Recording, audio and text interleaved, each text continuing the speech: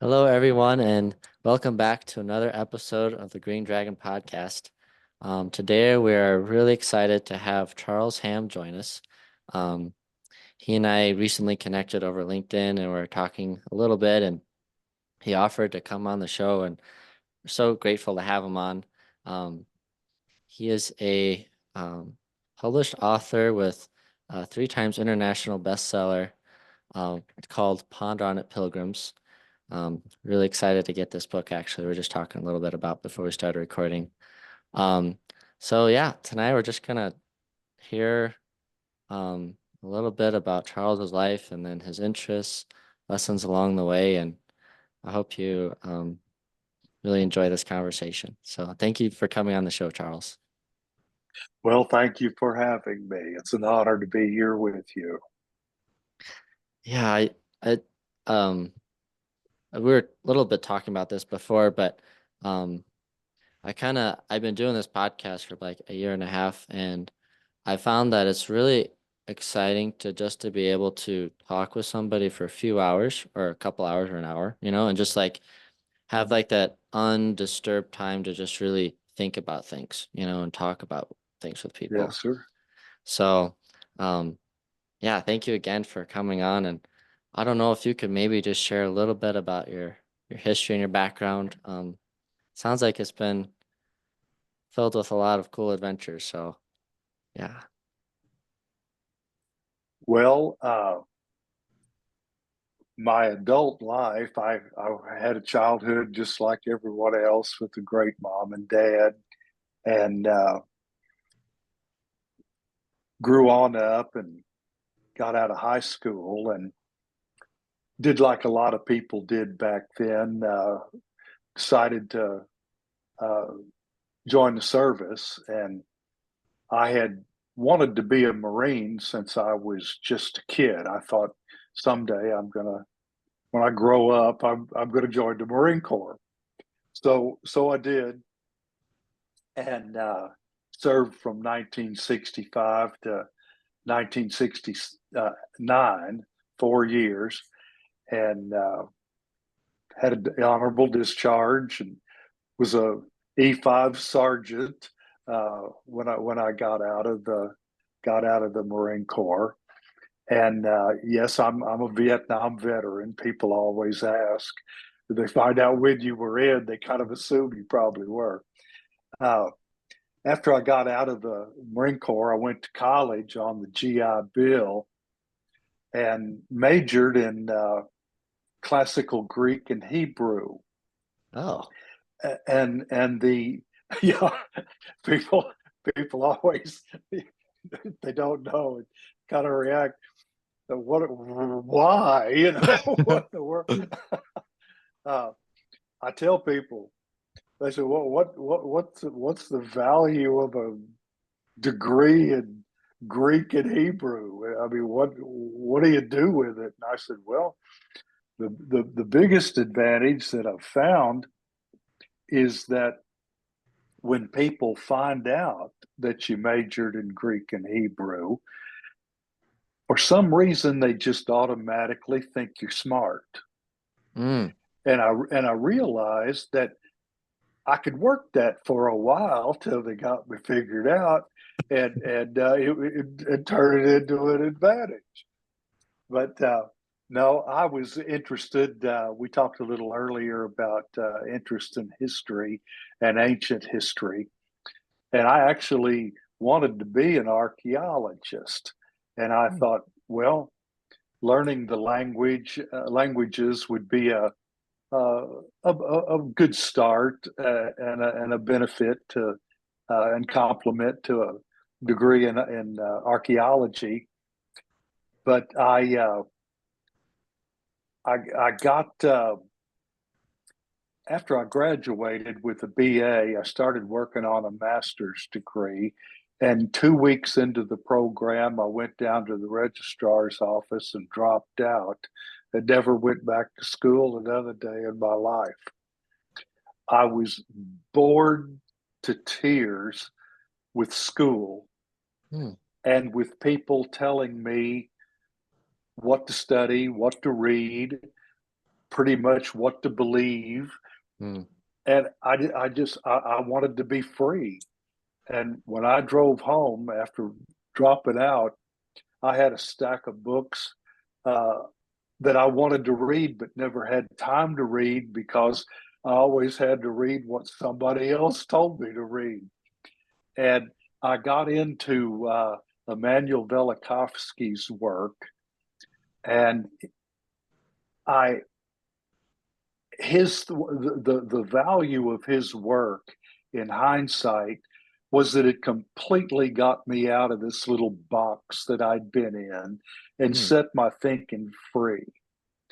And so I continued uh, to passionately pursue my studies of archaeology and history, and especially ancient history. But I do it on my own terms. I follow my own path now instead of someone else's, and have no agenda whatsoever. So I'm quick to admit today that I was wrong about something yesterday because it doesn't make any difference. Right. I just want to know what was going on, Yeah. uh, and the truth about things. So that has been a part of my life, a major part of my life, personal life, from childhood. Uh, Became an entrepreneur and started some businesses, and finally retired when I was 74. It, it it was time. The work we did was physical, and I stayed in Mm. the field with my guys. Wanted to be out where the work was, and be with my men. And I was getting. I'd always kind of made sure I was the guy that was always out front. And if anybody wanted to complain about the day's work, they'd have to look past me because I worked harder than any of them. And Uh-huh. but it got to where certain realities were setting in, and so I retired, and then I for the first 2 or 3 months, I have to admit it was kind of nice not to have anything to do when I got up in the morning, Yeah. and then it'd been I couldn't remember the last time I did, but I got bored, and I didn't know what I was going to do, but I needed to do something. And then something that I could never in my life have imagined happened. I was sitting up at my cabin one morning and just pondering and enjoying the peace and quiet, watching the hummingbirds, and I was thinking about what was going on in the news and what people were talking about, and the political and social issues of the time. And I realized that regardless of what side people came down on all of these things, it seemed like everybody in the world was mad. Mm. Yeah. Nobody's happy. Everybody is talking endlessly about things that they can't do anything about, and are totally distracted, and they're upset all the time. And I continued with this line of thought, and I thought, I'm not mad.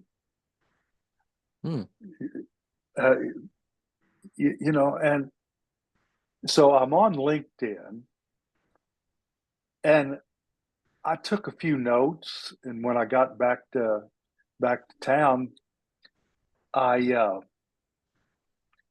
I wrote a post up on LinkedIn, just kind of telling folks how I felt about things, and basically was everybody calm down.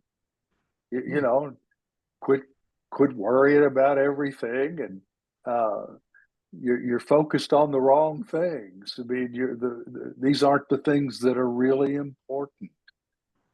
And I put this post up, and there was some response to it, and people responded favorably and saying some really nice things. And so I kept writing, putting posts up on LinkedIn, just telling people what I thought, and talked about wisdom, uh, the difference between being wise and being a fool, Hmm. and critical thinking and this sort of thing. And people started saying, "Mr. Charles, you need to write a book." And I had I would tell them, "Well, I'm pondering on it," Hmm. which I really wasn't, but but they'd kind of go away after I said that. I'm thinking about it. And one day, this man, I'll try to keep this story brief. It's kind of drag it on, but Oh no, you're uh, good. this man, a young fella, but a strong young fella. He he wrote me and he said, "Mr. Charles, you need to write a book." And I wrote him back and I said, "Well, I'm pondering on it." And most people, that was the end of the conversation. And he wrote me back and he said, "No, you're not getting this." He said, "You need to write a book." And he said, "I know a publisher and I'm going to put you all in touch.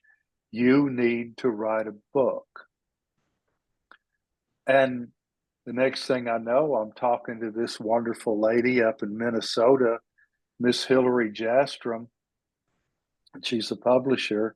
And we talked for an hour and a half. And when I got off the phone, I was writing a book.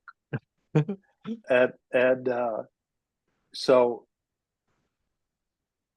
I just I just told people just all kinds of different subjects, just uh, stories of my life, but all the stories always had a message to be learned about my own life's experiences. Some of them were hard to write, personal stories that I never had talked much about before. Uh, but the book came out on April 20th of 2022. And in 36 hours, it was a three-time number one international best-selling book. Wow. And it was appeared in 18 different genres on Amazon when it came out. And in 15 of the 18, it was a bestseller. And in three of the 18, it was a number one bestseller,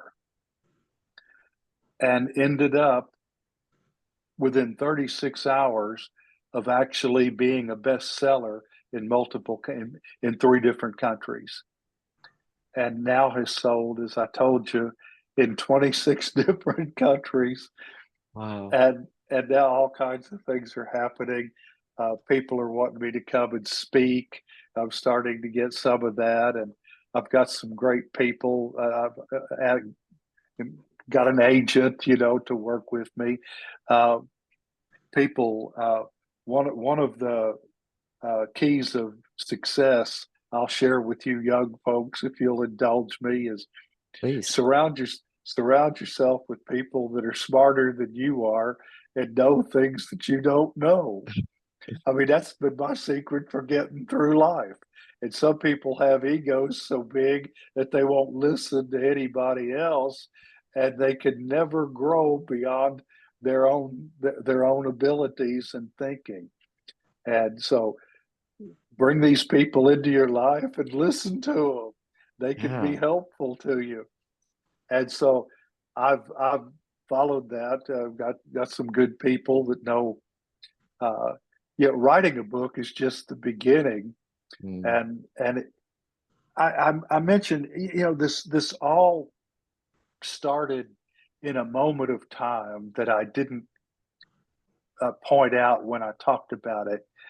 When I decided to write the first uh, post on LinkedIn, there was something in me that made me feel like I had something to say. Hmm. I felt like I have something to say.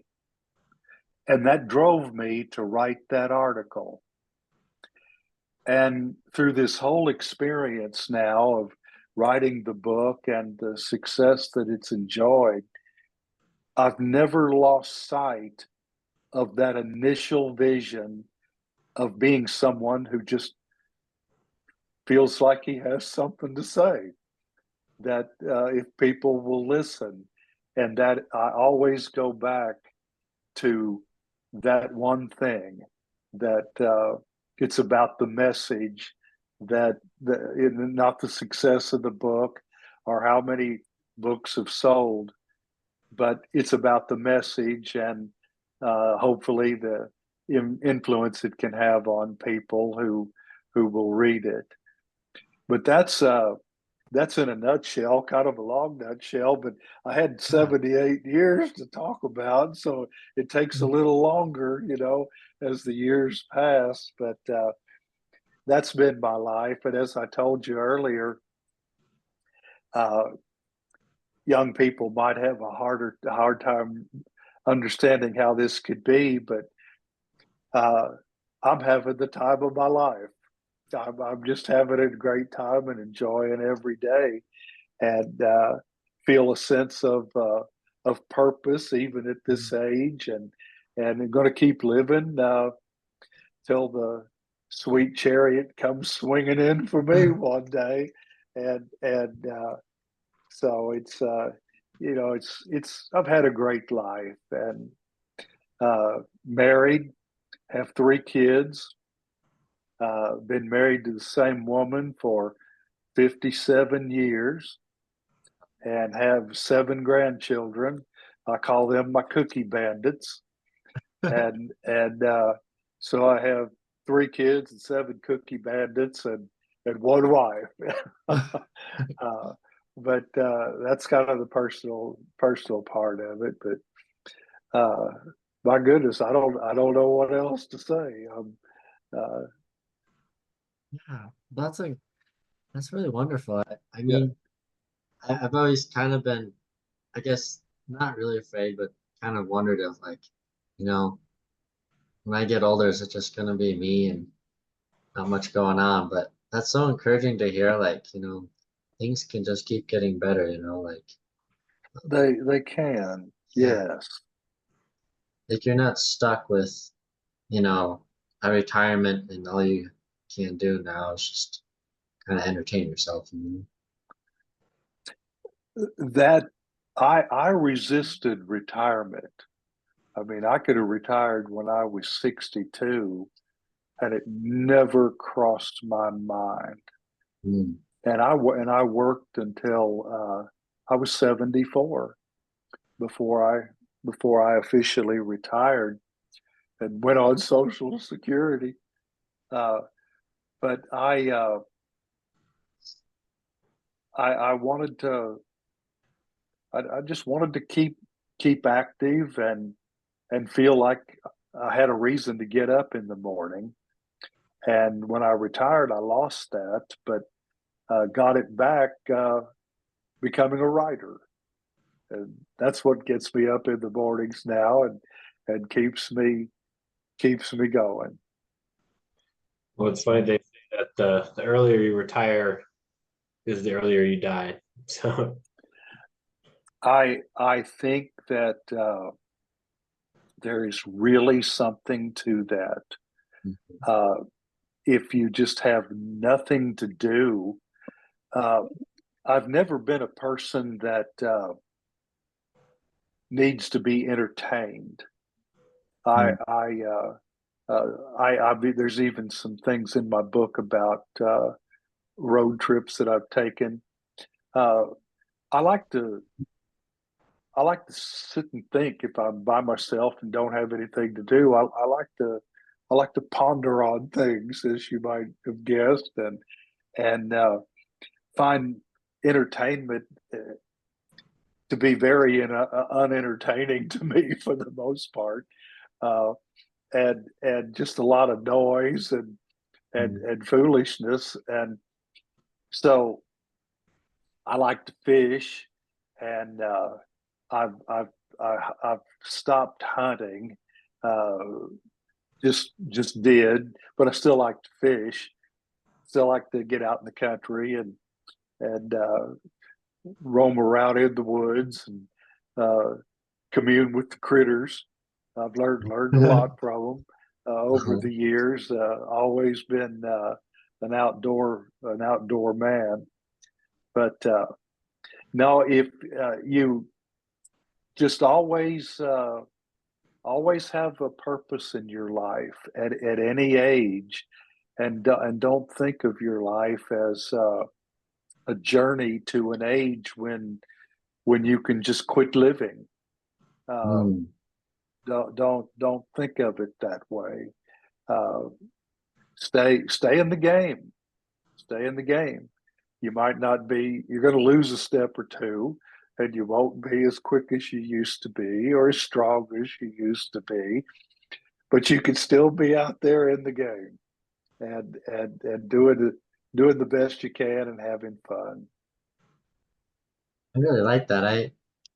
You said it so well. I hadn't put it in those words, but that idea, like you get old enough to stop living. But honestly, that's such a common thought. Like, people always think of like the day they don't have to do anything. They can just Yes. relax and take it Yeah. easy. And I mean, for me, like I've been finding like just like running a business, having friends like with school and stuff, kind of starting my own business. And it's so much more exciting to be doing something you feel proud of doing. Sure. Like Sure. I used to be kind of always looking forward to the weekends, just sitting down and watching a movie or something. Now, I haven't really watched a movie in a couple of months now. I'm like, this is really Yeah. nice. I like Yeah. this. Yeah. Yeah. No, it's there's a story in my book. I I went to on a family reunion up into Georgetown, Ohio. Some distant kin of mine that I keep track of, and I drove up there and back. It was about 2,400 miles of driving, and got back to work, and the guys were all gathered around that morning, and they were acting like they were glad to see me, and uh, they always make fun of me when we'd be in truck together going from place to place, or I was taking them to lunch, and I never would turn the radio on. Hmm. And they said, well, turn the radio on. I said, no, I'm not turning the radio on. I'm with you guys. I want to visit with you.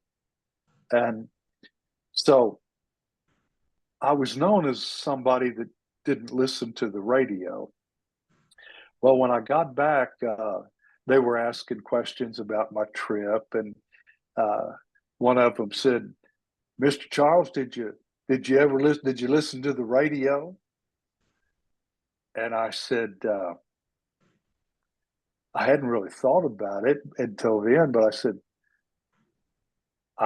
as a matter of fact, I said I can't remember ever turning it on the whole trip, and Wow. and uh, and they he said they call me Mr. C. Some of them call me Mr. C and Mr. Charles, and one of them even called me his. He's a black man, and he called me his white daddy, and he would call me pops. And he was always said, "Mr. C," he said, you just ain't right. You just ain't right. What were you doing all that time driving? What were you doing?" And I said, "Well, I was thinking," and the immediate response was, "Thinking about what?" And I said, "Women." Well, they just exploded in laughter, and I said, all right, it's time to get to work. But they couldn't imagine that someone could drive all that way, and I was just having a great time of quiet and solitude and alone with my thoughts and letting my mind go wherever it took me, and uh, things that I've been studying about and needed to think through. I had a great time, but I think that applying this to getting older and retiring, uh, that will get old quick if it's all you have to do. Mhm. And life is a journey, and it doesn't end when you turn a certain age. Mm. And living a life with your fundamental goal to reach a point of financial success, or and so you don't have to do anything anymore. Uh, that's not life. Uh, Yeah. it's not life. Keep living, and I have no idea how many years I have left, and it frankly doesn't matter at all to me. Uh, if it's tomorrow or another year or two or 10 more years, I don't know. I'm not one of these people that think I'm going to live to be 100. It's not in my gene pool. My time's coming.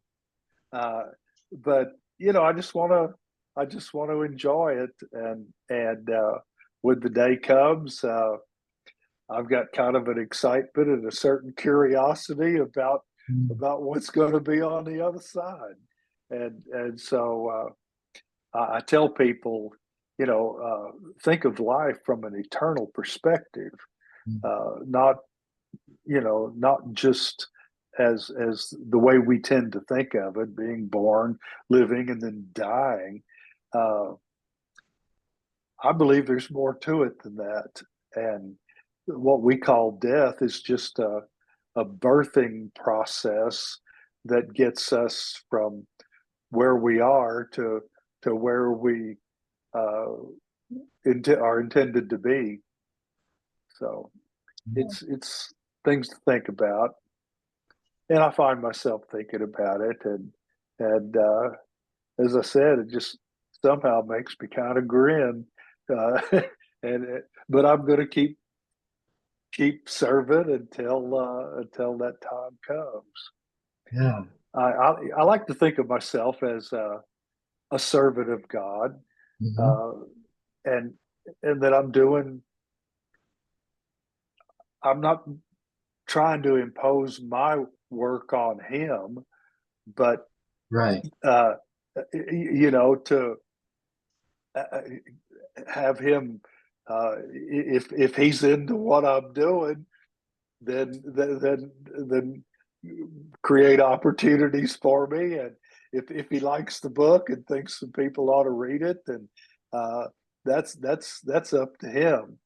But I wrote it, and I felt I felt a sense of providence in the whole thing, Mm. that uh, and I don't mind admitting, that, or saying that. And I have been so encouraged by the comments that I've gotten. If you can go on Amazon and read the reviews, that's a good place to, you can see what people have said about the book. It's Yeah. And then the comments that are made on LinkedIn, people who have read it. It's I hope you both will read it. I really do, because I know you're going to like it. I know you will. Oh, I'm really planning on it. I just was taking a look at it, and it looks, yeah, like something I really liked to read. My dad would keep all of these little. He had like a lot of books or like little pamphlets or like little articles he would save over the years. He had a bunch from his dad, and some of that, you know, old town wisdom is some of the best. Like they had a way of saying it that just Yeah, really made sense. we've lost something along the way, and we all have a sense of it, young and old. I'm working on my second book, Oh, and it's pretty much written now. I'm still tweaking around with it, but the title of it is Texas Grit, mm, and the subtitle of Ponder on It Pilgrims is the bucolic Mark Twain on critter councils, cookie bandits, and Texas grit. And uh, Texas grit is just sayings of mine that I've had over the years that I started.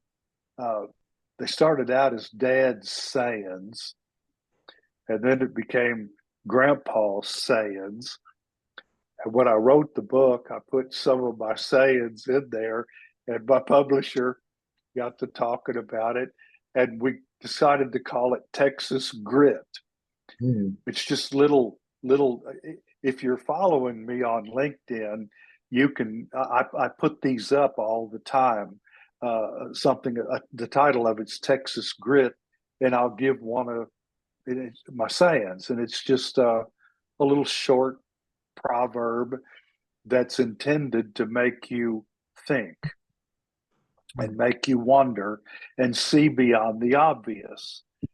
And so there's going to be 365 Texas grit sayings, one for each day of the year. So if you read the book, each day you can get up and read your Texas grit saying for the day and have something to think about. And they cover every imaginable subject. Some of the early ones were they have to do with my life, have to do with critters, and just lessons I've learned. Things like never try to give a bobcat a belly rub if he doesn't want one. That's a Texas grit saying. And You want one? when you see, I'll tell you, I never explain them. I never tell people what I think that I'm talking about. I like that. And so look beyond the obvious. What would that mean? Uh, One of them I took from the Bible. Everybody thought Goliath was too big to hit. David thought he was too big to miss. That's Mm, a Texas grit saying. Uh, if your horse is shying away from where you want to go, you might also start wondering why. And I could go on all day long with this. And there's some of them people laugh at when they read them, but there's always something there. And I'm being everybody's encouraging me with this second book, so it'll probably come out in the next sometime this year, perhaps, and it'll be a compliment to Ponder on It Pilgrims. oh, I'm really And looking then I'm forward going to to that write one. after that. I'll probably write another one. I guess I'm going to be a writer for the rest of my career, uh, and so there'll be some other things come to mind I can think about to write on. Well, I have a question for you, Mr. Charles. Yes, So sir. you're talking about um, the fact that we, young and old, can both feel that we've lost something as a culture, as a people, society. I was wondering if one of those things might be, and I feel like this is especially true with um, people in my generation and maybe just younger than mine, that people have lost an interest in hearing and making stories. Um, Mm-hmm. New technology and social media and all these phones, everyone's social life has kind of turned inward on its every individual self. And there's been a great separation from the people around you and a great migration to Yes. everyone else out in the world who you'll never see in your life. And it's an Yes. inversion of like, I'm more connected, but I'm more disconnected.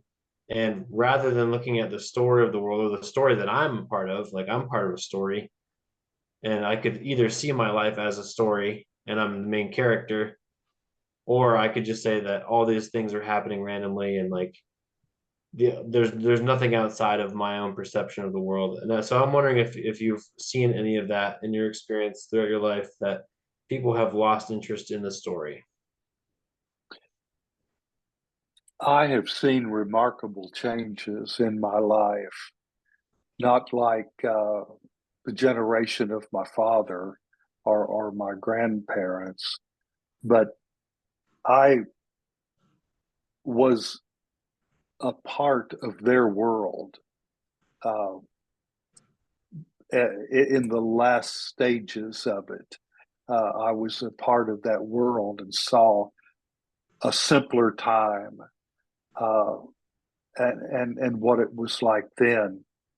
Uh, we've lost our way, and we've lost our own identity. Uh, we we don't think of ourselves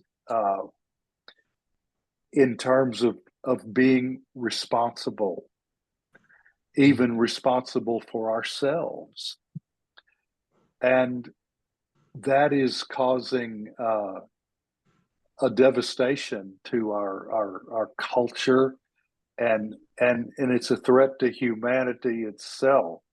We're entering into uncharted waters with phenomenal technical influences that have a certain to a certain degree. There's great benefit to it. I love being able to pick up my phone and ask it a question. I'm studying on something or how to spell a word. I mean, it's so handy. But I use it as a student more than anything else in my studies. But we I tell people in the course of conversations with them that there's a better way. We've lost something, and what we lost was a better way, uh, and we're losing our humanity and our link and ties to universal principles that have guided us for generations and millennia, that have been a common belief among people the world over. And a person, I tell people, your life is all about you. Everything will come back to you, and decisions that you make along the way about the course your life will take. And never lose sight of that. No one can ruin your life. No one can mess up your life. You'll never have anyone else to blame for your failures or anything that way.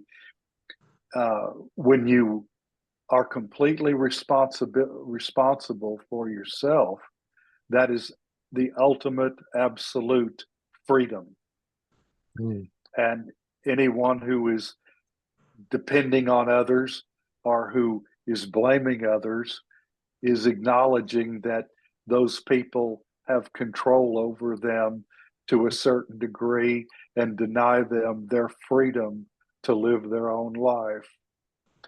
And it's all of this is in the book. You all, if you're curious about that, I mean, I talk about all this stuff. Okay. And it's I'm concerned about it in one sense, but on another level, I consider it all to be an absolute distraction. And people are talking about it and giving all of these opinions about it. and yet no one seems to understand what is really happening and what has happened to us uh, politically.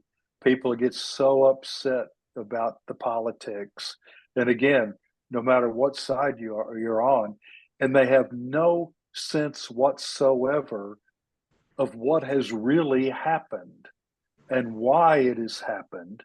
Mm. And we tend to be angry and blame everybody else for the state that our country is in, regardless of how you feel about it, one way or the other. And it all comes back to you. Hmm. It's not the politicians in Washington, one way or the other. It's we, the people.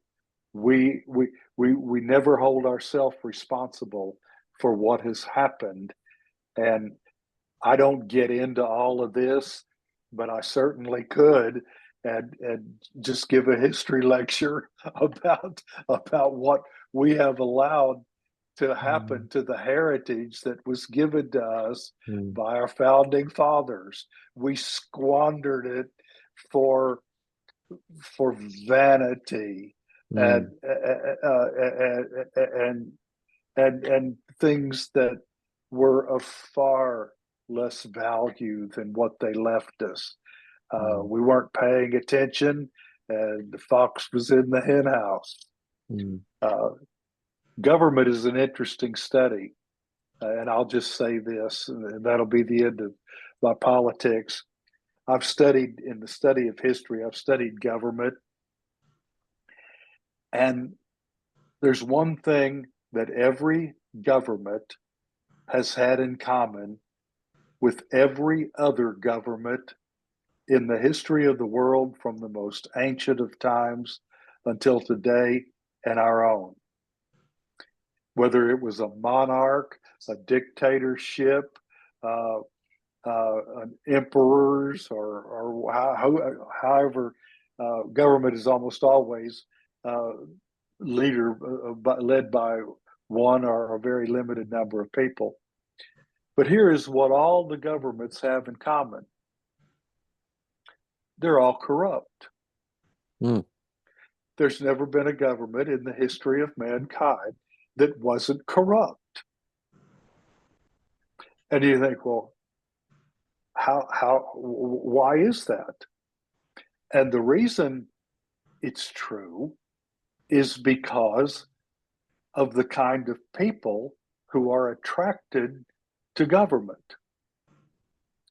People who desire power over other people gravitate to government. And there's another thing about government: that's where the money is. And so people who seek power over other people, and fundamentally scoundrels, gravitate toward government, and they always have, and they always will. It's the nature of the beast. The founding fathers tried to warn us about this.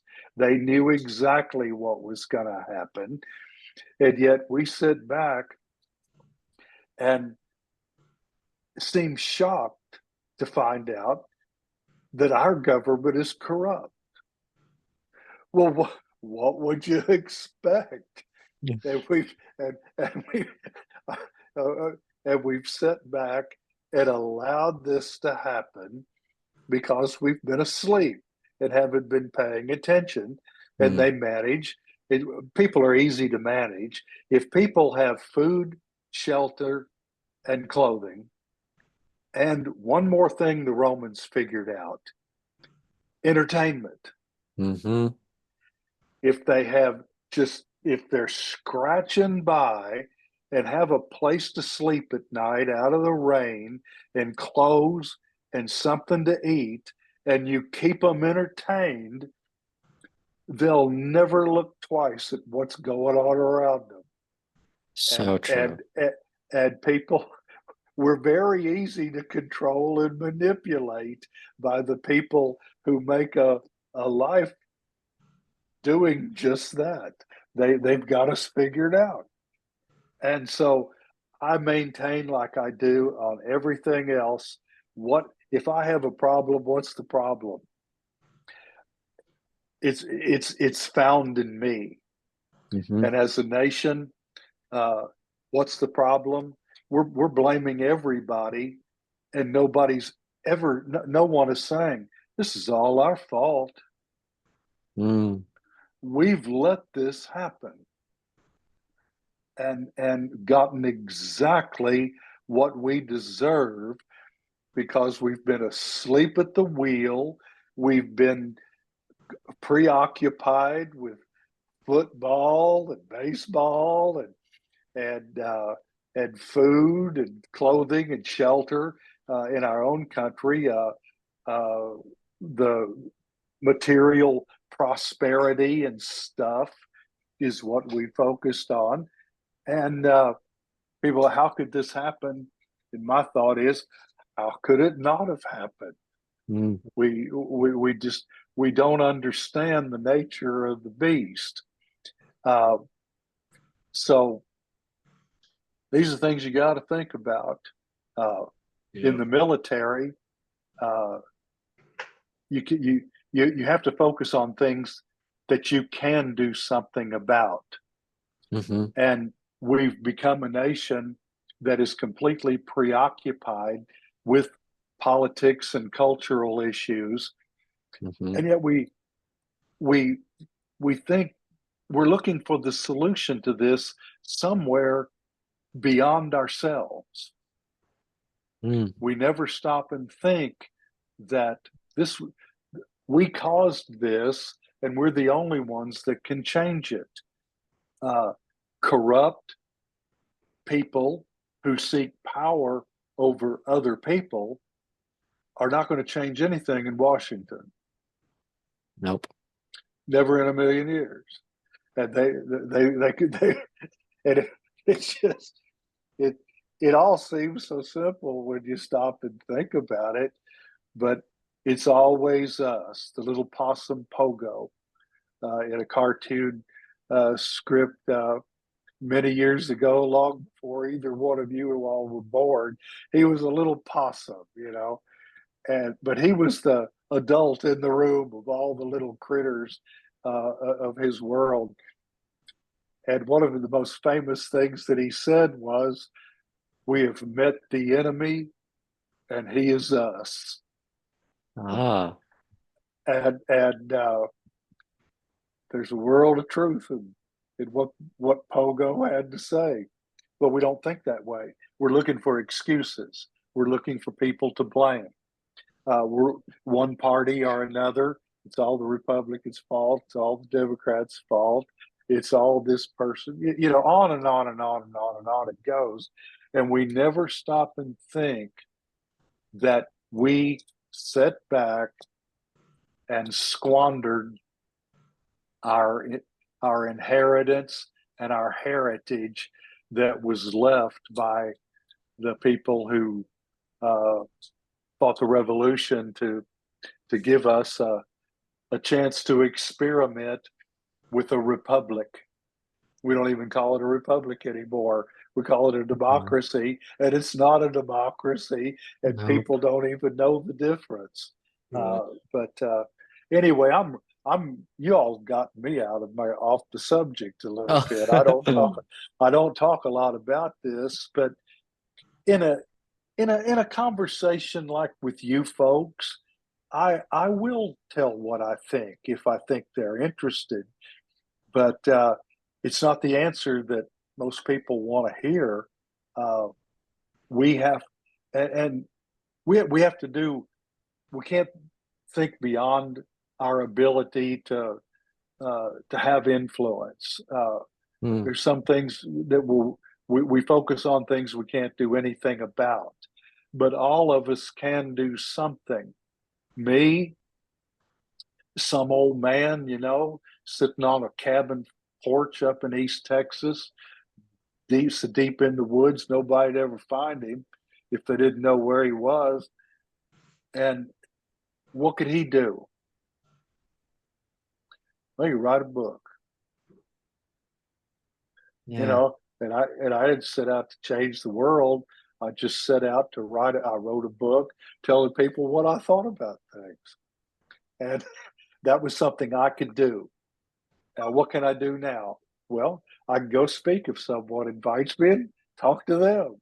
And, Yeah. and I can write another book and try to have influence in an area beyond my normal circle of influence. And everybody has one.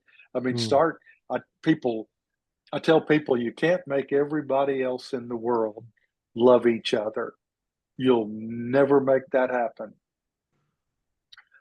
But you can. Mm. Yeah, that's so true. You can start there. Quit hating people. Quit talking bad about people that disagree with you. Instead of despising them, love them. They're human beings just like we are. There's one race, it's the human race. And we live in a world where people have different ideas about a lot of different things. Respect their right to do their own thinking, as you would want them to respect your right to do the same. And instead of trying to argue with them and prove to them that you're right and they're wrong, just sit back and relax and have a conversation with them. Hmm. Tell them what you think, listen to what they think, and just talk back and forth and show each other respect. And I found that when you do that, uh, people become curious about what you believe if you're willing to listen to them. Mm. And but now it's gotcha questions. Anytime two people that disagree talk to each other, one's trying to make the other one look like a fool. And Hmm. it's not working out very well, folks. It's Uh, not working out very well. Uh, but don't remember what I said. You can't make everybody love everybody, but you can. And have a heart filled with love for your fellow man, and uh, be merciful and graceful to them. Don't judge them. Never judge them. You have no right to judge them. It's completely above your pay grade to yeah. start condemning people for what they think. Uh, we're all a part of the family of man, and we need to. We're all fallen. Yeah. Uh, we're all fallen. If you want to know what's wrong with man, he's not he's not intended the way he's not being the way he was intended to be. Something has changed, and when you recognize that and recognize that you're one of them too, Yeah. uh, we're all in it together. We've all sinned, as the scriptures say, and and we're all dependent on the love and mercy of God uh, Mm. to to spare us from just a just punishment. And so, just be uh, try to be the kind of person you'd like for everyone else to be. Mm. And in some of the scriptures, love your neighbor as yourself, and do unto others as you'd have them do unto you to you. These are universal principles. 500 years before it was written in the Bible, do unto others as you would have others do unto you. Confucius says, don't do to other people what you wouldn't want them to do to you. Sounds very similar. It's exactly the same thing written by Confucius 500 years before it was written in the Bible. There's something there are man has a spiritual nature, Hmm. and we've lost sight of that. And there is a universal morality and understanding that is built into our DNA, and we all agree on it. Mhm. No matter what your faith is, we all agree on it. If I started saying something like this,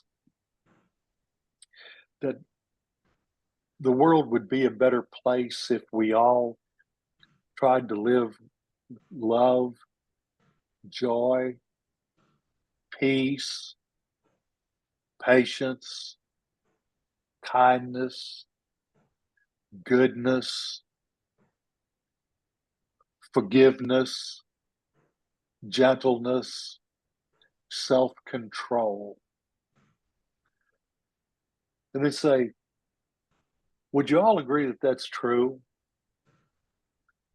I think most everybody, regardless of what they thought about anything, would realize, yeah, that would be nice. Yeah. That'd be nice.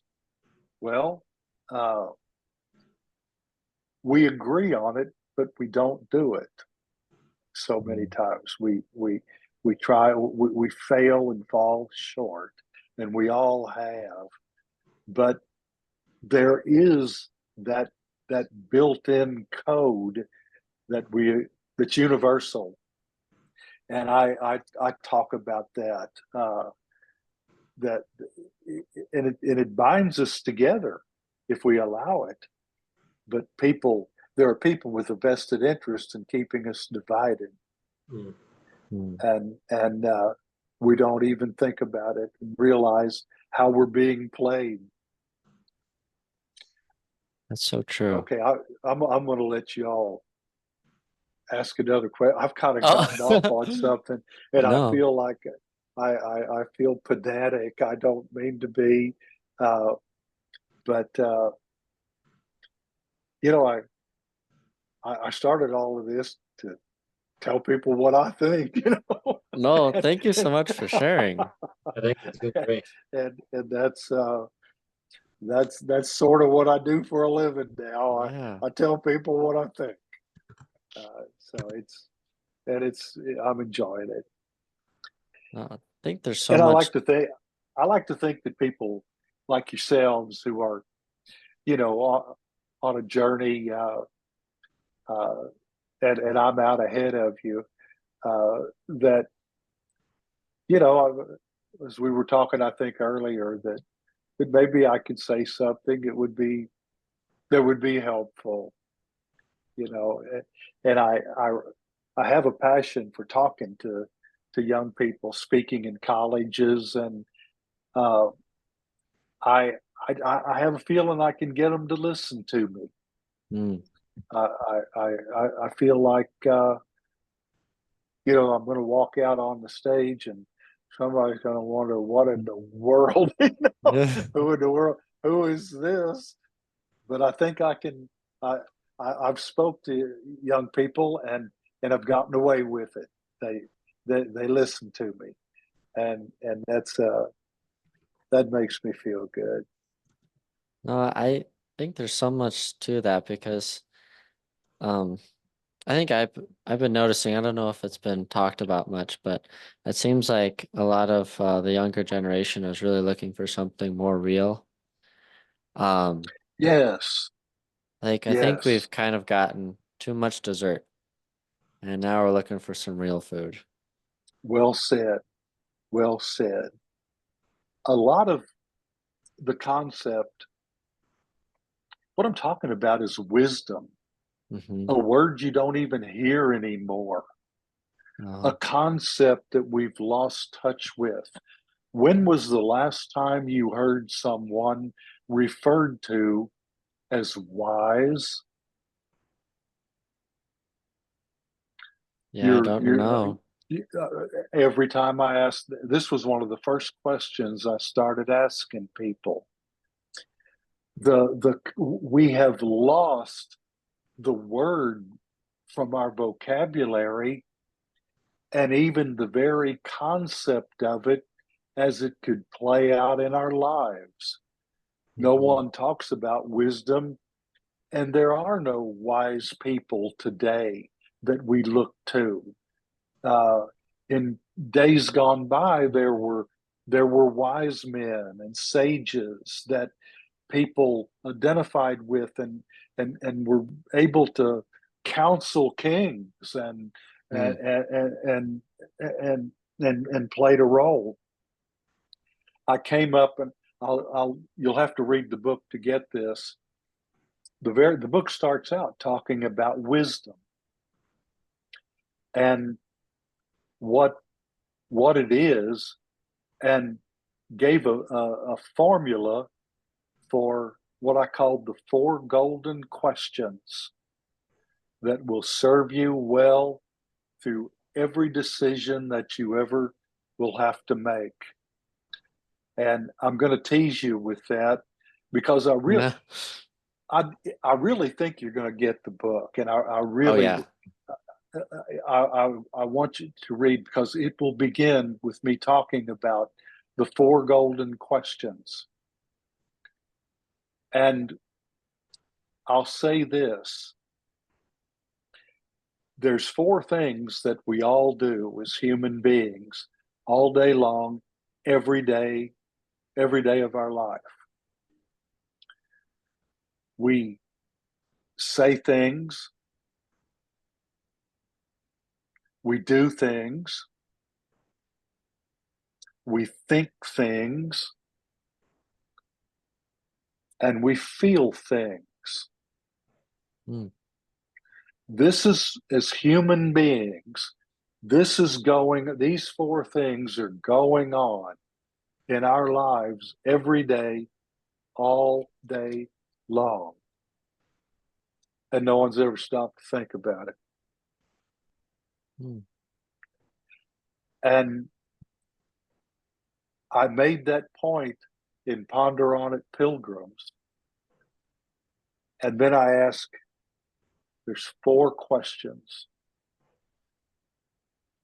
What would a wise person do? What would a wise person say? What would a wise person think? Or what would a wise person feel?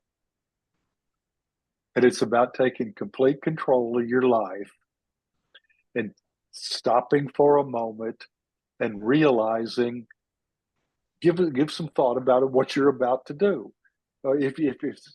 Well, I'm starting to explain it all, and I don't want to, Oh but sure. that's where you're going to go with this. Uh, you can take complete control of your life. You can control your actions. You can control your speech. You can control your thoughts and what captivates your mind. And you can take control over what is in your heart. Mm. And this is the adventure that you all are about to embark on if you read the book. And you'll also see what a fool I have been No. all through the years. You know, Oh. to to I feel like God finally, after all these years, he got me to a point where he thought, maybe I could do something with this guy, you know.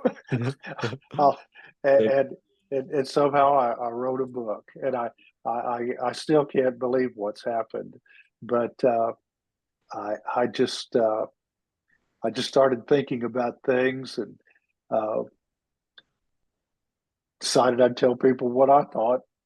And that's my story. That's great.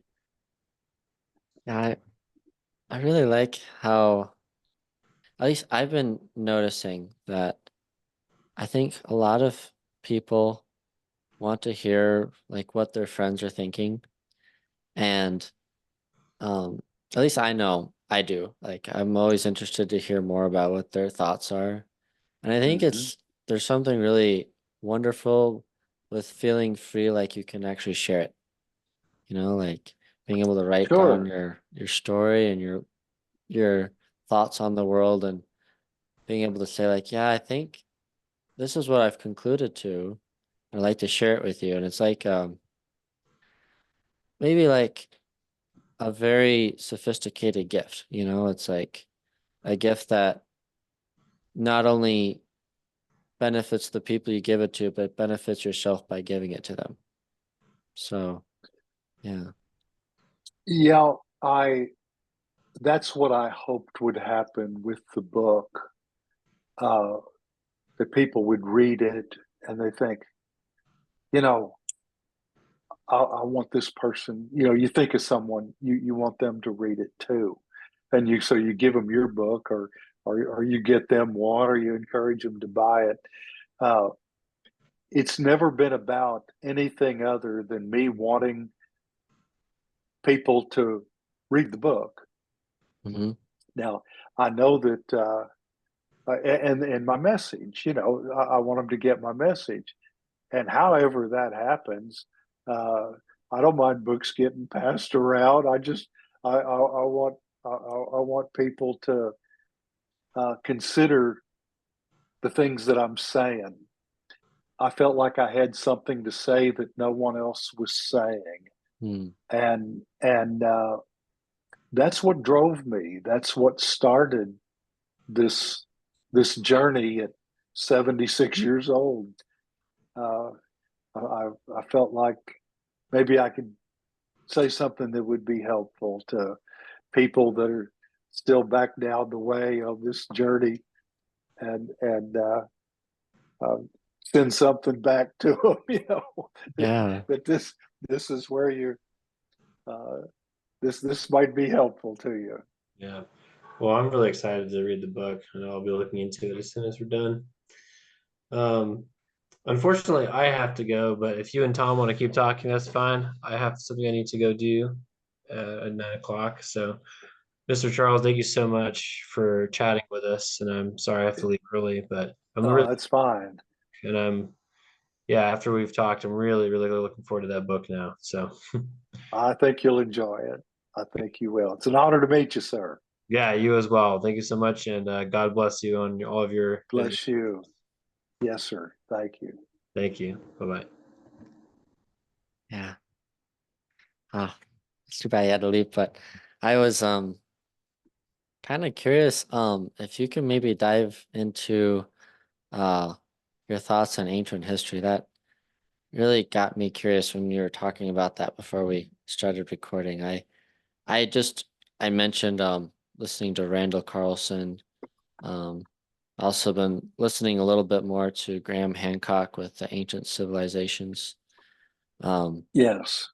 I'm really new though, so I'm not really sure where to go, like where to start thinking about it in the I guess like the more informed way. I don't know if the right way is the right term, but yeah.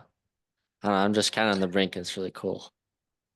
What there's no short answer to what's happened. It's extremely complicated, but it's not complicated to explain. Hmm.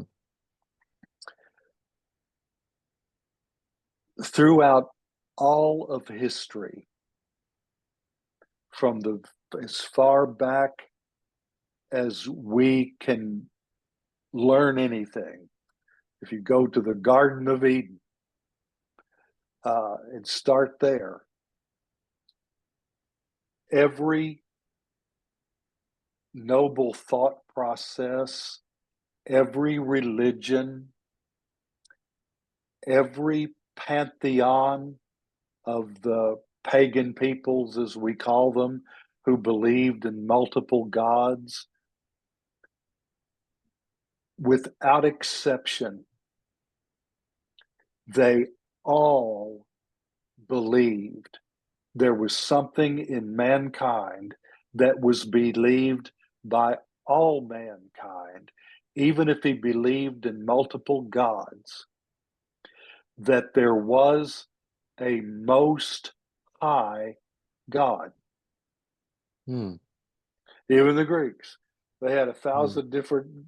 Paul's walking down the way, and there's a Yeah. thousand statues of gods, and they were so paranoid about missing one that they had one to the unknown God.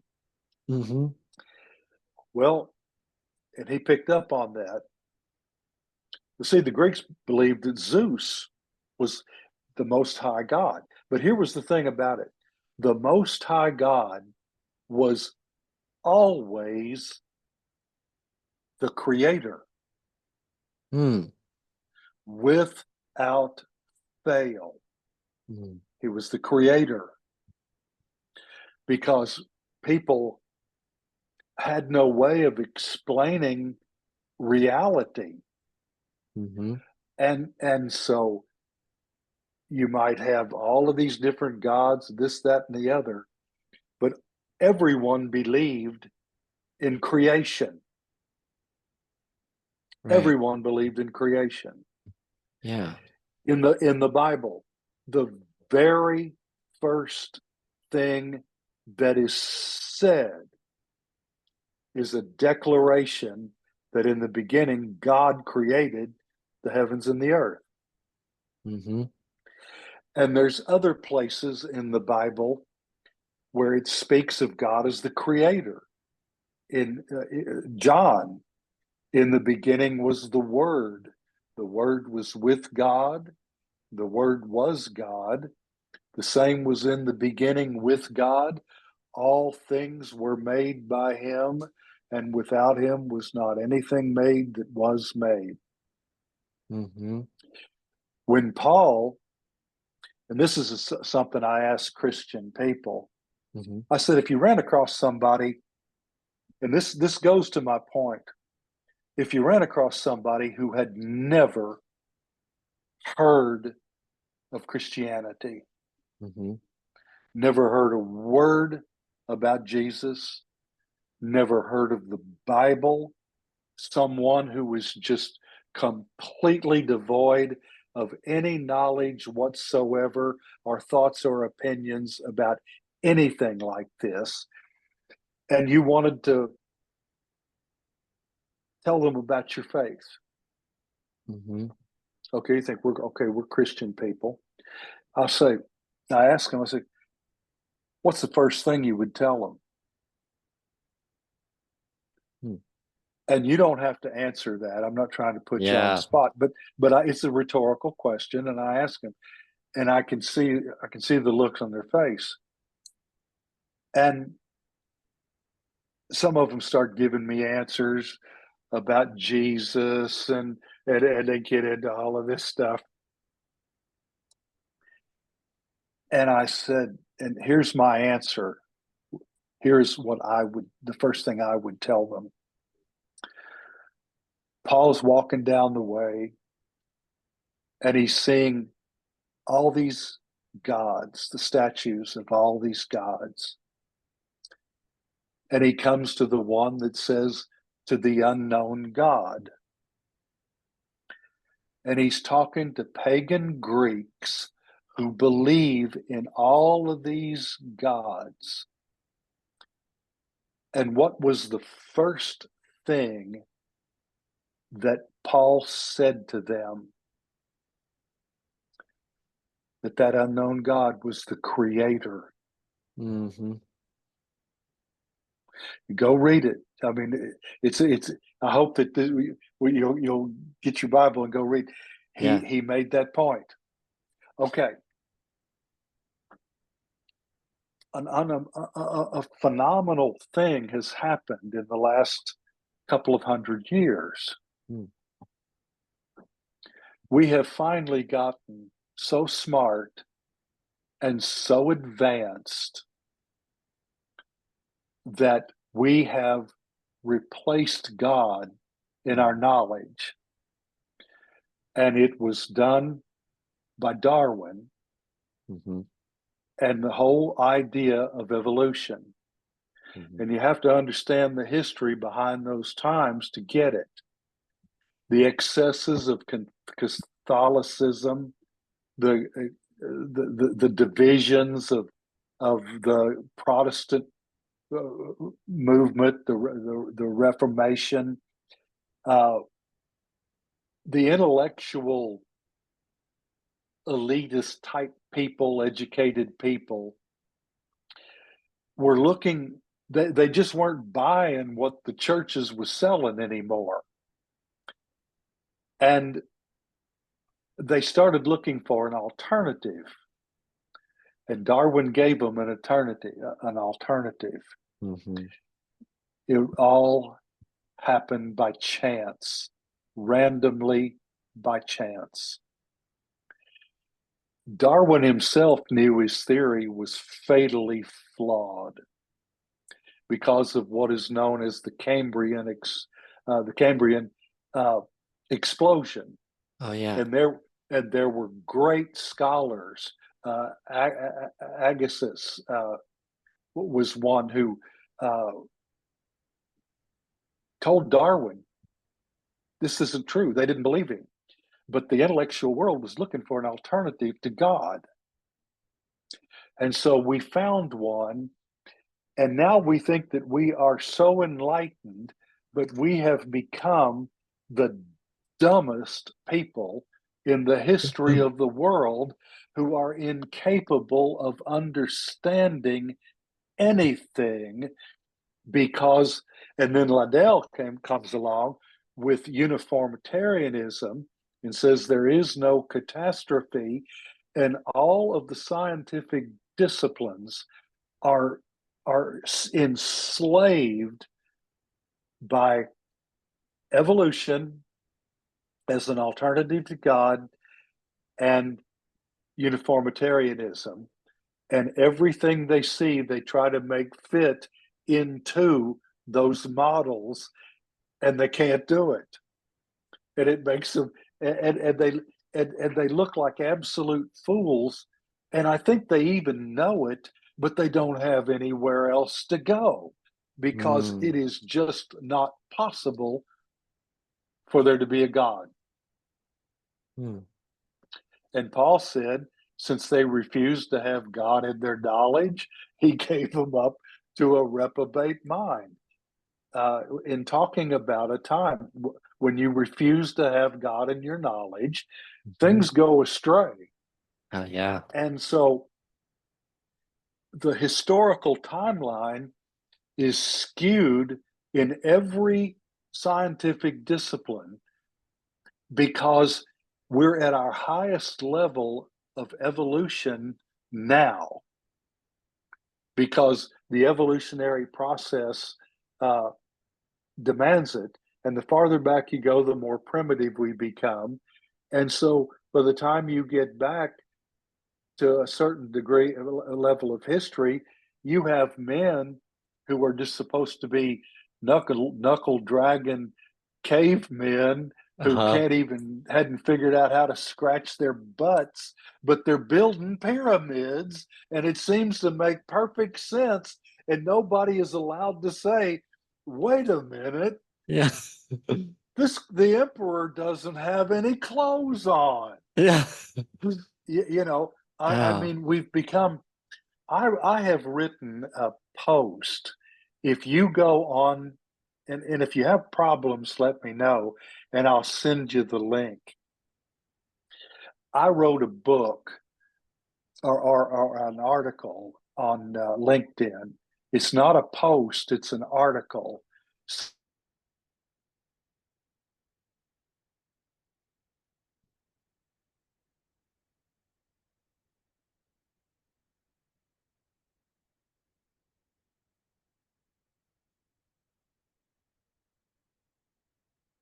Uh-oh. I just lost your audio. Oh, Oh, oh, no, you're good. You're good. okay. Yeah. Where did you lose me? We're on the post for your article on LinkedIn. An article. It's called the Second Law of Thermodynamics. I think the title is actually "What the Heck is the Second Law of Thermodynamics?" And in that article, I think based on what I've learned about you, you're going to love this article because I take issue with Darwin. I mean, I just start throwing mud everywhere, and there's no place for these people to go. Mm, and I think you'll and but nobody's saying it, and yeah. so that seems to be my lot in my old age, is to say stuff that nobody else is saying. And I'm not through with this yet, but if you have a problem finding that article, just send me a message and I'll send the link directly to you. I Sure. with your interest in history, I set the historical context of what has happened and why it has happened, that explains where we are today. Mm, And it started back really uh, with the age of reason, yeah. and the philosophy in Europe back in the 18th and 17th centuries, and even in the 19th centuries as well. Yeah, we actually studied that in college. We went through like Descartes, Kant, Hobbes, Mm-hmm. Hegel, Nietzsche, and it seemed like each one just got a little progressively worse. Like they just kind of Yeah, lost it a little more. And then finally, Darwin comes up and everyone kind of latches onto that idea. And yeah, and if you try to question it now, then people are like, oh, you just are trying to debunk something that's been proven.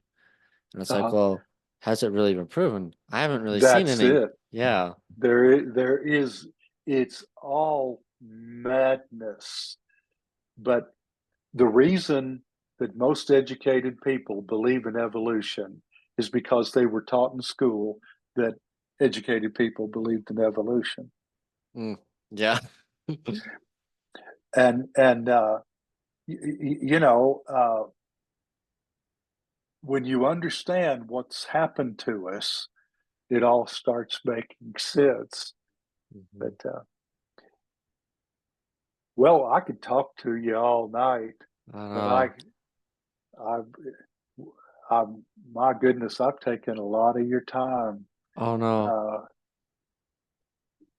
Uh, uh, but I've really enjoyed in meeting you and Mr. Isaac, uh, Yeah. and hope ask me to come back on your show I sometime, was and just and about to ask if tell you'd be willing.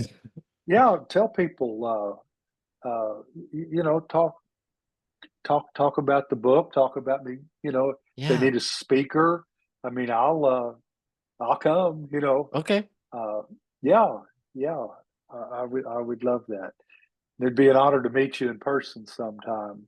Yeah. That would be wonderful. I'll keep that in mind because I have a lot of friends that do different type of event type things. So I'll definitely keep that in mind and let you know of anything that comes Yeah, up. yeah, But yeah, I'd I love would it.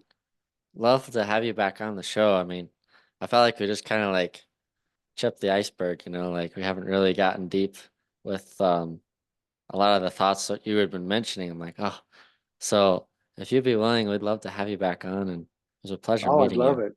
I'd love it. When will this episode, will it air at some time, and where will it go?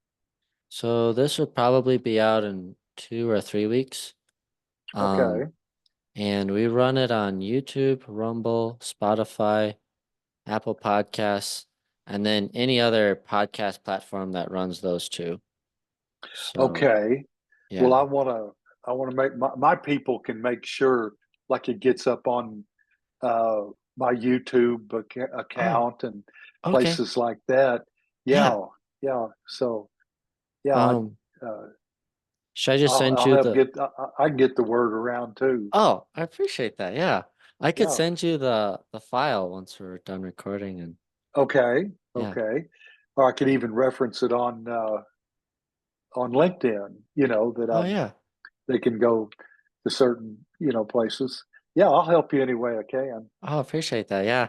I mean, I have over 25,000 followers now. whoa. Yeah, it's an international following. Uh, my kids tease me. They you know, the of all the people in the family that you would have thought would have made some kind of a splash on social media, Dad would be the last one. This is all so new to me. You don't realize how amusing it is to realize what's happened to me, and the kind of the transformation that I've had over the last 10 years or so, I guess, but especially since I retired. Everything has started coming together. My study of history. I mean, all these things that seemed irrelevant to other people, all of a sudden, it all started coming together, Mm. and making sense to me. Whether it was personal relationships or nations, history, it's really all the same thing. Yeah, It's really all the same thing. yeah, it's true. Oh, no, that's incredible to hear, and I'm so happy to hear that, your book has been such a success and you're able to reach so many people because I'm always excited when, you know, good voices are being heard. I always appreciate that, and thank you for all your help you do for people, and um yeah, really looking forward to our next conversation, and looking forward to reading that article. Um Yes, I'm gonna buy my dad your book because I know he would really love it. And good, I'll good. I'll let you know when I get my copy so I can forward it to you. So Yeah, and I'd be interested in your comments, and if you feel compelled, write a review on Amazon. They sure. say that kind of stuff matters, but or you could do a post on LinkedIn that you Oh read the yeah, book, and you know, tell them what you thought about it. There's ways we can work together on things like this. definitely. Yeah, but I would appreciate it. Yeah. Uh, I want everybody. I started off. I wanted everybody in the world to read the book, and Mm. what I really meant was I I wanted them to read the book Yeah. somehow or another. You know, it was Right. it was always about them reading the book. Hmm. Uh, Now they have to buy them, but uh, that's I've got some things going on that line right now that I might be talking more about later, but we'll see. Well, I'm Yeah. going to let you go. You need to get some sleep. Oh yeah, it's not too late here. I feel bad because I'm in mountain time, so I feel bad when I'm taking other people later in their like No, Eastern no, and it's fine. Central. So It's fine. I've enjoyed our visit. I do need to go, sure. but let's be friends. Yeah. And if you write me, I'll write you back. That's been a policy of mine forever. If you call me, I'll answer the phone. And if I don't, leave a message and I'll call you back. And if you write me, I'll write you back.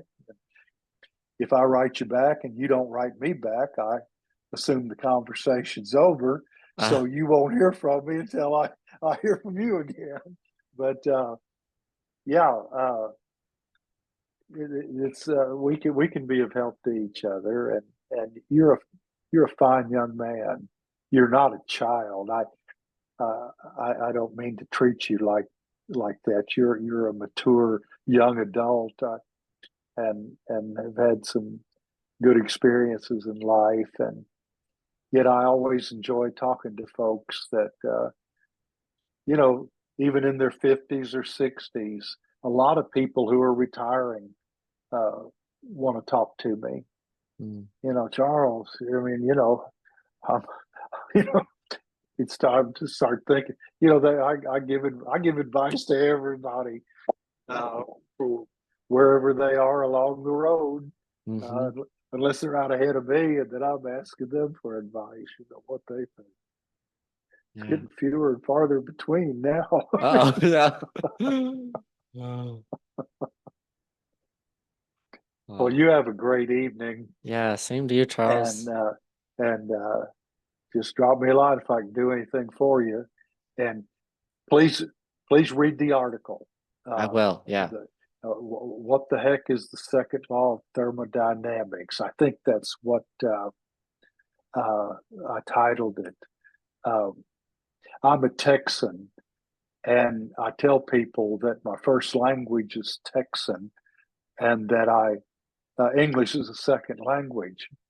And in the book, I speak a lot of Texan in the book, Uh-huh. and Texan is me writing just the way I talk, Oh, the way people talk, so I'll go through on a little fit of just totally butchering the English language and breaking every rule in the book, and I get uh,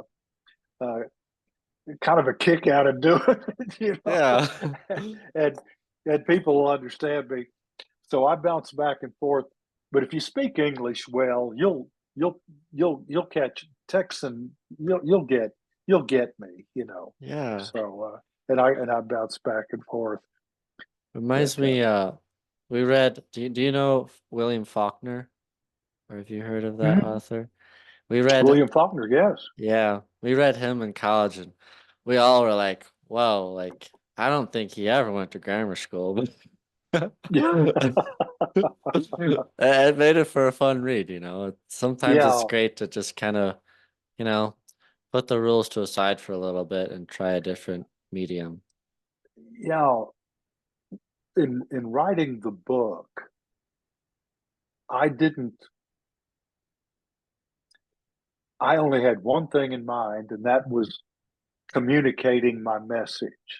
Mm, And I didn't use words because I thought, hey, if I use this big word, people will think I'm smart. mm, No, that would be the reason I wouldn't use that word. I tried to just write like I think and like I talk, as I would be talking to other people. mhm. And everybody knows. I know that you shouldn't say I ain't got no, but I get kind of tickled saying it every once in a while when I write. I ain't got no more time. People talk that way in the real world, They out in the do. oil fields where I work. And they uh, people sometimes let the language get between them and their message Yeah. because they're trying to impress rather than communicate. Hmm. And if the whole purpose of writing or talking is communication, uh, if and we're even losing that. And the most confused people in the world are these experts that Yeah. are trying to explain uh, how uh, cavemen built the pyramid. Hmm. Oh, they'll come up with some big words to explain all of that. It's, Gets pretty comical pretty fast. it it really does. It really does. But that's why I didn't become an archaeologist. They're so dogmatic that you're not allowed to think. Yeah. I mean, you're not allowed to have a point of view. Wait a minute. What? I have a question here. No, you just listen to us. We're going to tell you what the truth is. We're going to lay it out here, and all they're doing is indoctrinating you, Yeah. and they've been indoctrinated, and it's become generational, and nobody is allowed to think. It'll cost you. I would have never had a career as an archaeologist. They would have seen it to that.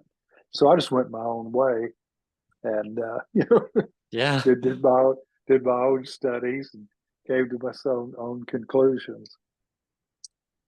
Yeah. Well, let me let you go Yeah. with It's been good. a promise that we'll talk again.